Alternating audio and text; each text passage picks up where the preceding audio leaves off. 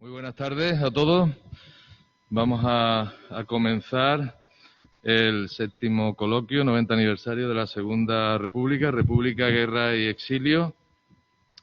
Me acompañan en la mesa el doctor Fernando Martínez López, secretario de Estado de Memoria Democrática, la profesora Mari Carmen Fernández Albendi como una de las coordinadoras del coloquio, junto con la profesora Inmaculada Cordero, y el que les habla, el decano de esta facultad, doctor Javier Navarro Luna. Tiene en primer lugar el uso de la palabra don Fernando Martínez López.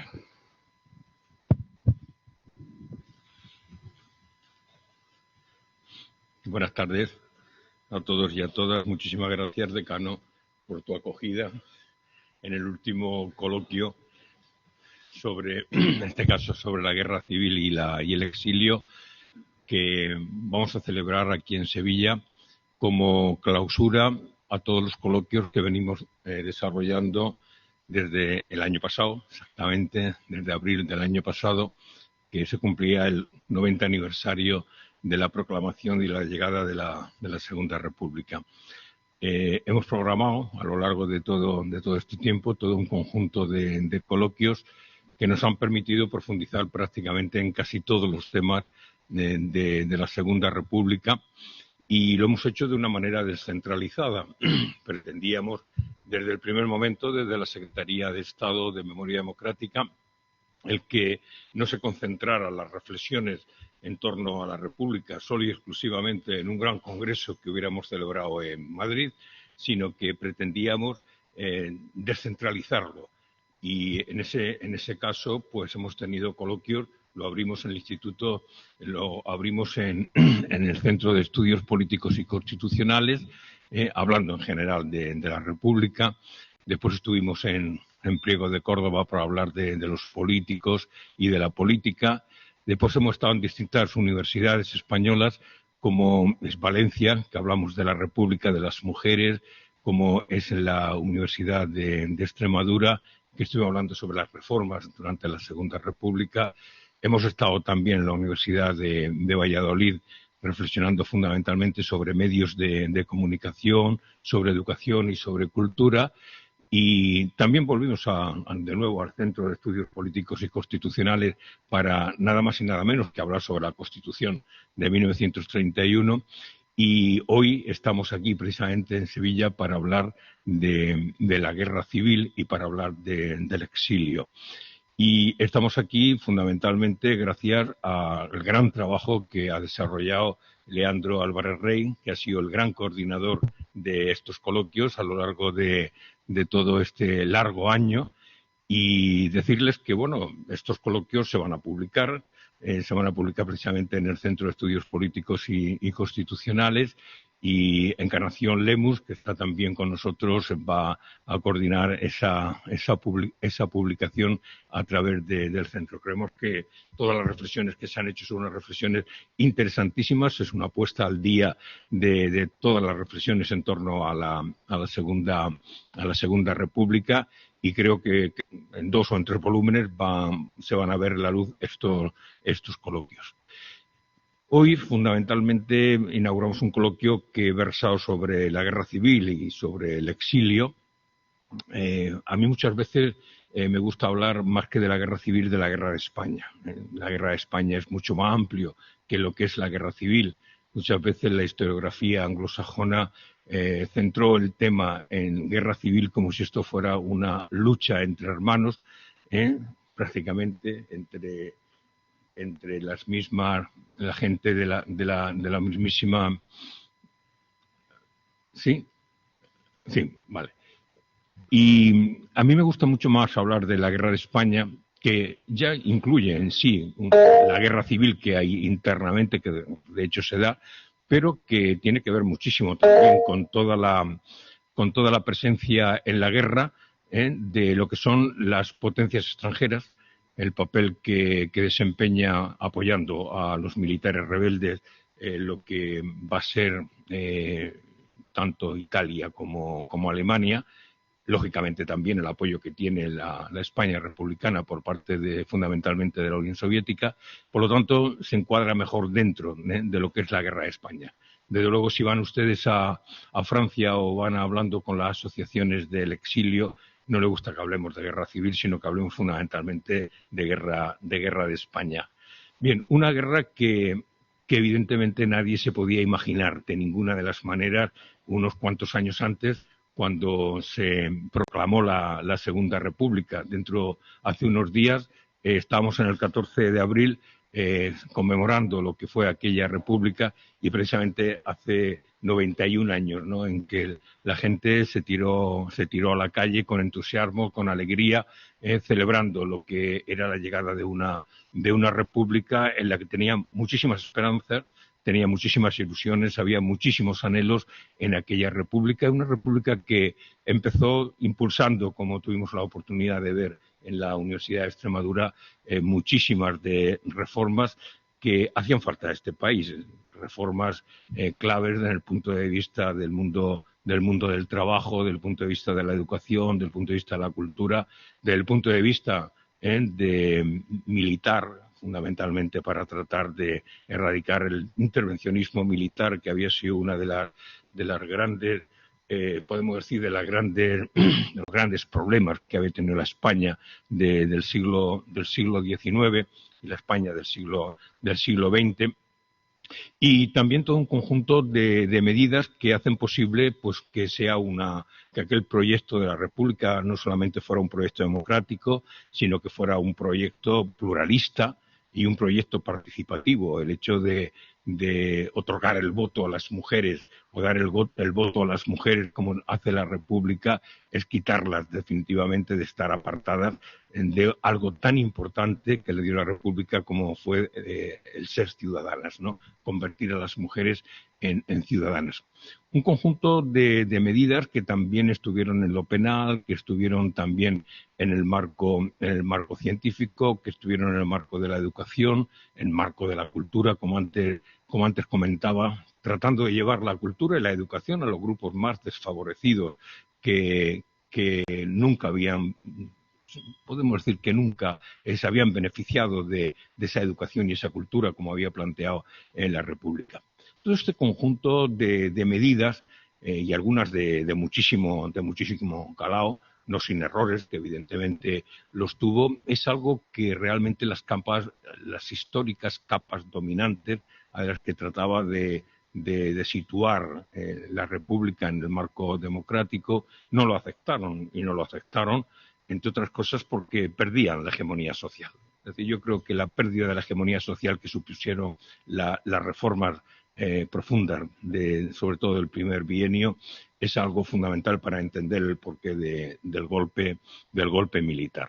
No aceptaron la pérdida de la hegemonía social. Yo muchas veces pongo el ejemplo de cómo una ley que a veces pasó desapercibida, sobre todo por lo que supuso la reforma agraria, pero la ley, por ejemplo, de términos municipales, algo muy importante de cara a lo que es la percepción de esa pérdida de la hegemonía de las viejas capas dominantes de este país.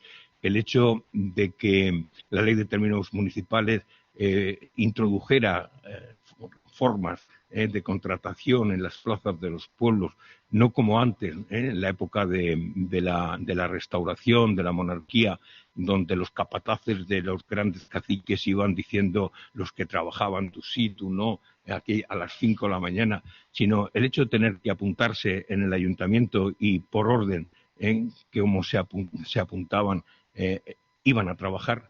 Evidentemente, solo una pérdida de un poder social impresionante que estas capas sociales no terminaron de admitirlo. Eso, junto a los errores que evidentemente comete la República, hace posible que se dé un golpe de Estado. Es decir, no se resignaron al proceso de cambio en este país los sectores más vinculados a las viejas capas dominantes, y lanzaron un golpe de Estado que fue un golpe de Estado frustrado. Es decir, la guerra que se produce es como consecuencia de la frustración de un golpe de Estado que no triunfa. Y como no triunfa, se desencadena por parte de una parte del ejército y por parte de un grupo de la sociedad, sin duda importante, pues todo un movimiento con una finalidad. Y la finalidad no era otra que destruir la República y eliminar a los demócratas. A mí me gusta siempre hacer hincapié en eso. El objetivo desde muy temprano era erradicar un régimen y una cultura democrática que se había iniciado en este país desde finales del siglo XIX y que evidentemente iba conquistando ciudades que empezaban a votar republicanos y no votaban a las derechas caciquiles y esto suponía un cambio importantísimo en lo que era el pensamiento, la ideología y la propia estructura de los instrumentos del Estado. Y una guerra civil que terminó con, bueno, fue una cruentísima guerra civil que terminó con una durísima represión. En España, como muy bien sabéis, no se impuso la paz.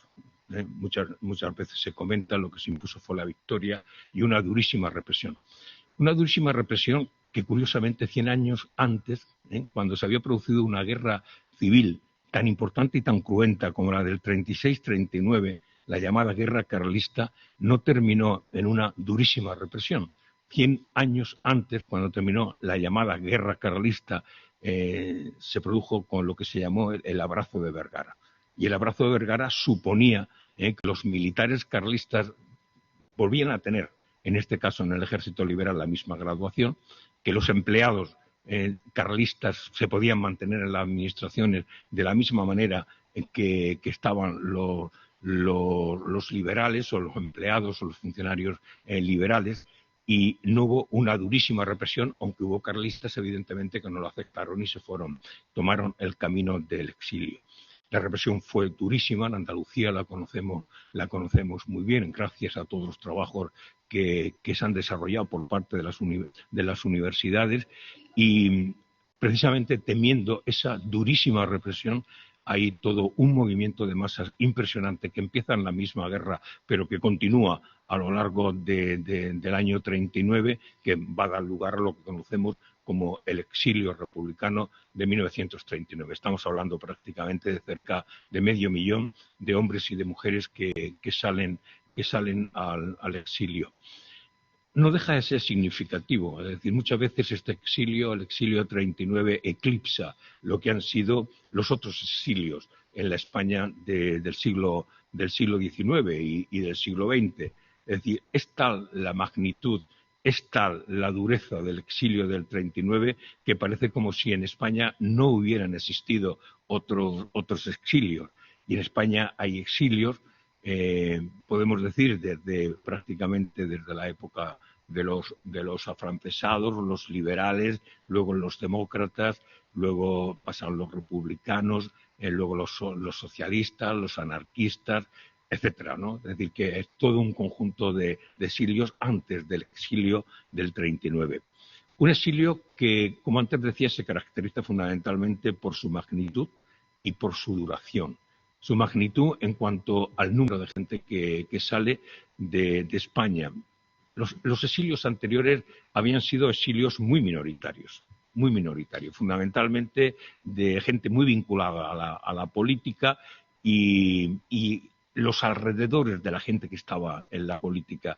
Sin embargo, en el año 39 el exilio fue un exilio de masas, de muchos hombres, pero también algo que no había ocurrido en los exilios del siglo XIX, muchísimas mujeres.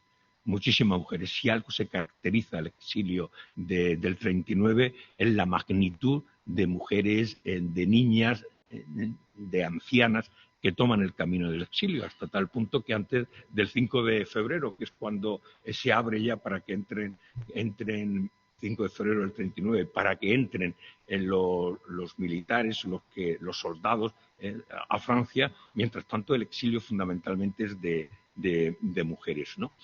Es bastante significativo también en relación con los otros exilios. Estamos ante un exilio muy plural desde el punto de vista de las profesiones. Salen muchísimos intelectuales, tienen que tomar el camino del exilio. Prácticamente estamos hablando en torno a 100.000 intelectuales. Estamos hablando también de gente de todo tipo de profesiones. Salen campesinos, salen hombres del mundo de los oficios, de los talleres, de los oficios. Salen también como decía antes, campesinos, pero salen también de todo tipo de profesiones, fundamentalmente de profesiones liberales. Y salen fundamentalmente hacia Francia, pero también hacia el norte de África. Y de allí se va a producir la diáspora prácticamente por América Latina, especialmente México, que acoge en torno a 22.000 exiliados republicanos y, por lo tanto, es un exilio, podemos decir, de masas, pero muy plural, muy diversificado. Y es un exilio, a diferencia de los del siglo XIX, un exilio de larga duración. Los exilios del XIX y del XX son cortos en cuanto al espacio, pero aquí prácticamente estamos hablando del año 39 hasta el año 75 de la muerte del dictador. Es cierto que antes vuelven alguna gente del exilio. Por lo tanto, estamos hablando de una gran magnitud, comparable en número, no en cuanto a naturaleza, a lo que había sido la expulsión de los judíos y lo que había sido también la expulsión de los moriscos. Digo comparable numéricamente, no en cuanto a naturaleza, ¿no? Por lo tanto, estamos hablando de un exilio que perdura muchísimo tiempo y de una cultura del exilio que yo creo que a lo largo de estos días se va a poder precisamente reflexionar sobre ella.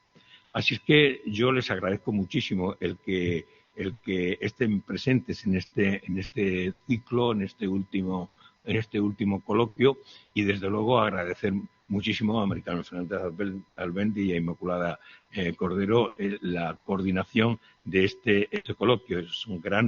Ellas son grandísimas especialistas, tanto de tema de guerra civil y especialmente del exilio, y desde luego pues no podéis imaginar la satisfacción que me produce que sea precisamente aquí, en Sevilla, en la Universidad de Sevilla, que clausuremos lo que son estos coloquios. Así que, decano, enhorabuena por tener este coloquio y, desde luego, felicitar a todos los profesores y profesoras que vaya a formar parte. Hoy vaya a tener la oportunidad de estar Lucía Prieto, que esté Julián Chávez, que tuvo la oportunidad de coordinar el coloquio de la Universidad de Extremadura, y desde luego desde la Secretaría de Estado de Memoria Democrática estamos realmente satisfechos del resultado que han tenido estos coloquios. Pensar que empezamos con el primer coloquio y rápidamente, casi estábamos en plena pandemia, y en ese momento es que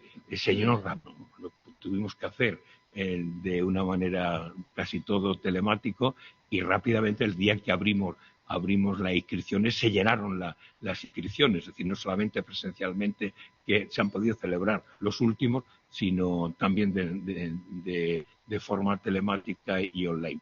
Así es que muchísimas gracias por la coordinación a Mari Carmen y a Inmaculada Cordero. Muchísimas gracias, Leandro, por toda esta gran coordinación que ha hecho, que nos ha permitido, yo creo que con bastante satisfacción, con bastante éxito, el poder conmemorar la llegada de la República, y todo eso, lógicamente, va a quedar. Y va a quedar en unos libros que, como decía al principio, vamos a tener la oportunidad de tenerlos y de difundirlos. Nada más, decano, muchísimas gracias por vuestra acogida, y espero que este coloquio, evidentemente, pues tenga el mismo éxito que ha venido teniendo el resto de los coloquios.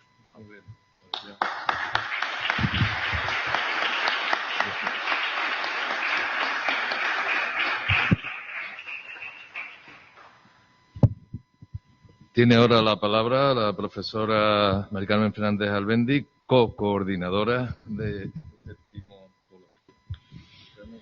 Bien, buenas tardes. Hablo en nombre también de mi compañera, de la profesora Inmaculada Cordero. Bueno, lo primero, muchísimas gracias, Fernando, señor secretario, por estar aquí con nosotros hoy, en esta que ya es también su casa desde hace muchos años. Así que, bueno, muchísimas gracias. Muchas gracias, mi querido decano, porque siempre estás dispuesto a todo lo que te pedimos, que no son pocas cosas. Y, por supuesto, gracias al profesor Álvarez Rey, que nos ha facilitado también mucho toda la labor de preparar este coloquio. Quiero continuar también con los agradecimientos, agradeciendo al profesor Paco Durán, que se encuentra aquí entre nosotros, también como director del patronato Don Niceto Alcalá Zamora, que nos haya cedido durante unos días pues la exposición sobre la vida, sobre la trayectoria vital y política de Don Niceto Alcalá Zamora y Torres, del que también hemos conmemorado pues el 90 aniversario de su proclamación como presidente de la República. Muchas gracias, Paco, por facilitarnos esa magnífica exposición, que además es bonita y se disfruta mucho. Por lo demás, agradecer la asistencia. Creo que llevamos inscrito casi un centenar de participantes, que no es poco. Muchos de ellos van a estar online, estarán también presentes de alguna manera en a lo largo de este coloquio. El programa, bueno, lo primero, ¿por qué dos coordinadoras? Pues como ha dicho Fernando, porque el título de este coloquio, La República, Guerra y Exilio, pues venía muy acorde con las dos líneas de investigación que llevamos o en la que estamos trabajando con mayor asiduidad en los últimos años, la profesora Cordero y yo. Ella trabaja principalmente temas de exilio, y yo en los últimos años, aunque también he trabajado algo de exilio con Fernando, pues principalmente estoy trabajando temas de represión y de guerra. De ahí que bueno, lo más lógico fuese la coordinación de ambas. Este ciclo consta de 3 partes. Hoy tendrán ustedes la oportunidad de escuchar a la profesora Lucía Prieto Borrego, que dará una conferencia titulada Los caminos de la derrota, desplazamientos y acogida en la retaguardia, y posteriormente el profesor Julián Chávez Palacio pues hablará sobre el exilio de 1939 y la restauración de la República en España, de la esperanza a la decepción. Ya mañana, pues a la misma hora, pues seremos la profesora Inmaculada Cordero y yo la que hablaremos. En primer lugar, me tocará a mí. Yo he titulado mi conferencia Guerra y represión, el doloroso destino de los republicanos españoles, mientras que la conferencia que impartirá la profesora Cordero Olivero se titulará Exilio republicano de 1939, balance y perspectivas.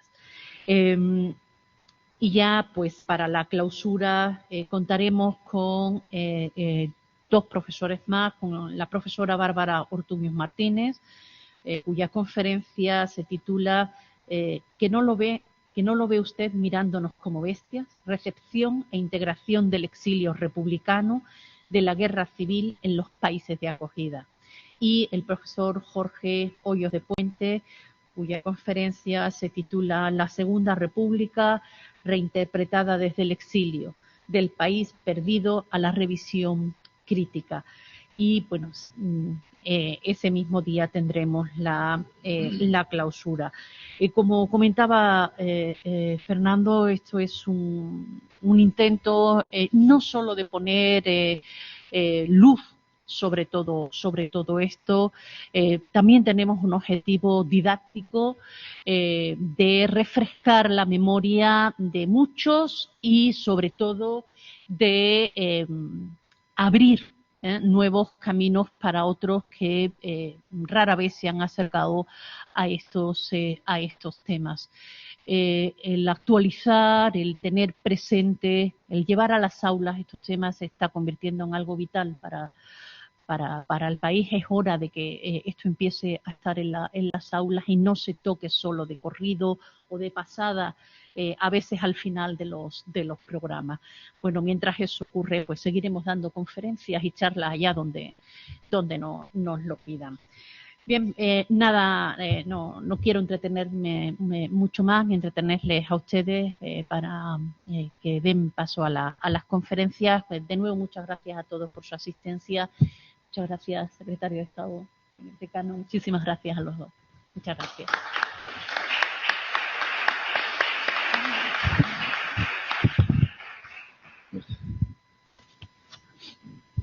Iba a empezar diciendo que seré breve, pero cuando se dice eso no se suele ser breve. Bueno, en primer lugar, mi agradecimiento a la Secretaría de Estado de Memoria Democrática, en la persona del secretario, del doctor Fernando Martínez López, que bueno, ha venido, nos acompaña, ha tenido una palabra bonita y bueno, su presencia y el apoyo que se le ha dado a todos estos coloquios creo que es fundamental para, como decía ahora mismo también la profesora Bendy, haya un mayor conocimiento de este periodo de nuestra historia, ¿no? Tan reciente, ¿no? También mi agradecimiento, lógicamente, a las coordinadoras, a la profesora Inmaculada Cordero y a la profesora Mari Carmen Fernández Albendi, y al super coordinador, el profesor Leandro Álvarez Rey, que creo que bueno, que han trabajado con mucha efectividad, mucho ahínco, y para que bueno, se desarrolle de la mejor manera posible este cierre, porque este es el cierre ya de estos 7 coloquios que, con el tema general o genérico del 90 aniversario de la Segunda República, pues en este caso concreto se centran en la guerra y en el exilio. Yo deseo, como decano de esta facultad, además, como he indicado al principio, de darle la bienvenida, deseo que estas 3 jornadas que van a pasar entre nosotros pues sean de lo más fructífera posible, que digamos que bueno, los temas sean, yo los he visto y me resultan interesantes, entiendo que a ustedes que son especialistas y que trabajan en la materia, pues les resulten doblemente interesantes, pues espero que colmen esas expectativas. Me ha llamado mucho la atención, y tengo que comentarlo, este sistema híbrido, ¿no?, de la sala pública, ¿no?, que creo que es una cosa muy interesante, ¿no? La pandemia nos ha traído cosas malas y otras cosas que pueden ser utilizadas, ¿no? Y esperemos que además esto, pues mañana ya no lo podamos poner, esperemos instrucciones de nuestro rector, a ver si nosotros ya mañana podemos y podamos volver a vernos las caras, podamos hablar directamente a cara descubierta, porque bueno, todos creo que coincidiremos en que ya está bien de taparnos la cara, aunque es verdad que son por motivos de seguridad y de salud, pero volver de nuevo a esa normalidad que hemos vivido siempre, el contacto permanente con nuestros alumnos, con nuestros compañeros, y volver a este tipo de actividades académicas tan necesarias, coloquios, congresos, seminarios, que le dan vida académica a la universidad. Y en esta facultad, que además pues tenemos una amplia tradición de este tipo de actividades, yo, desde luego, como bien saben tanto Leandro, Inmaculada y Mari Carmen, apoyando todo este tipo de actividades, me vais a tener siempre apoyándolo, y además, y termino, felicito también la maravillosa exposición que recorre nuestra galería de exposiciones, Paco Durán. Enhorabuena, me ha gustado mucho, así que, sin más, y así soy breve, pues se abre este 7º coloquio. Muchas gracias a todos por su asistencia. Gracias.